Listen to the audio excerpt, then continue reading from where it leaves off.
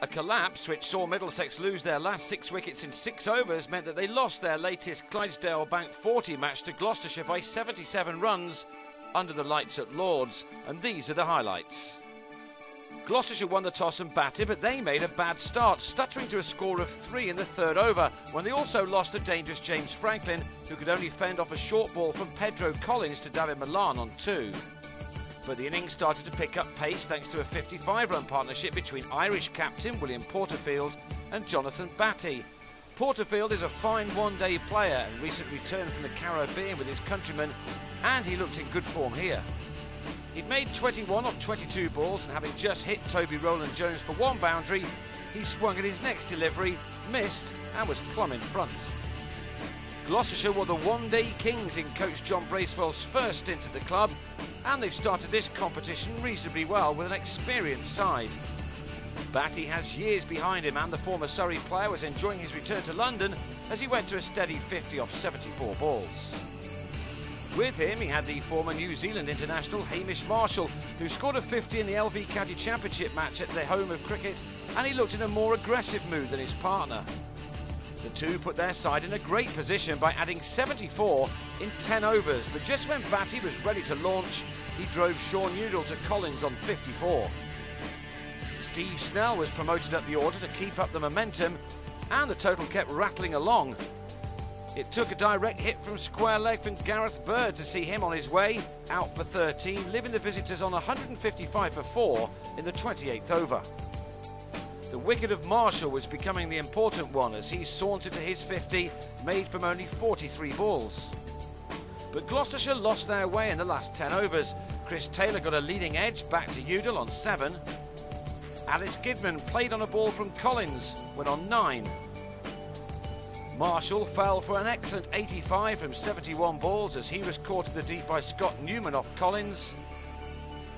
And Anthony Ireland swiped to miss a delivery from Tim Murtagh, meaning that Gloucestershire had slipped from 172 for 4 to 218 for 8, using up 8 overs in the process.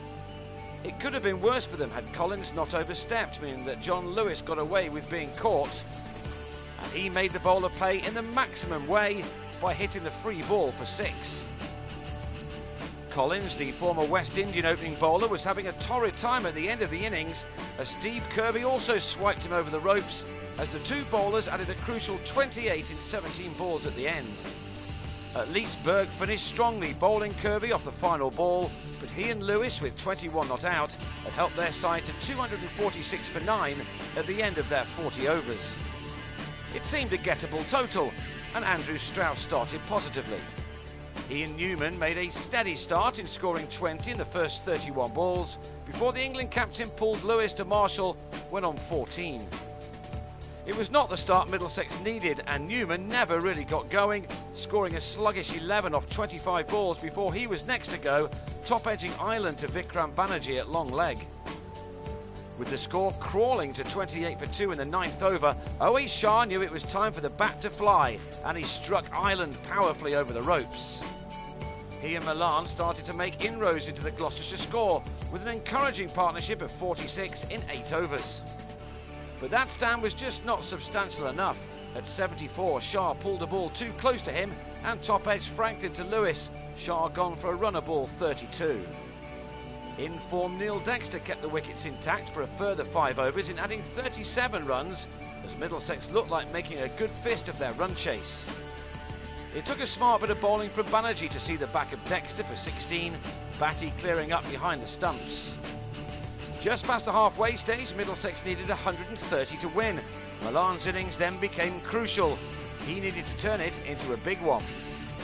He had Berg at the other end, and he was picking up where he left off in the championship by pulling Taylor into the stands. With 15 overs to go, Middlesex needed 108 to win, certainly manageable with 6 wickets in hand, but a collapse ensued, starting with Berg, who played over a ball from Banerjee for 17 from 12 balls.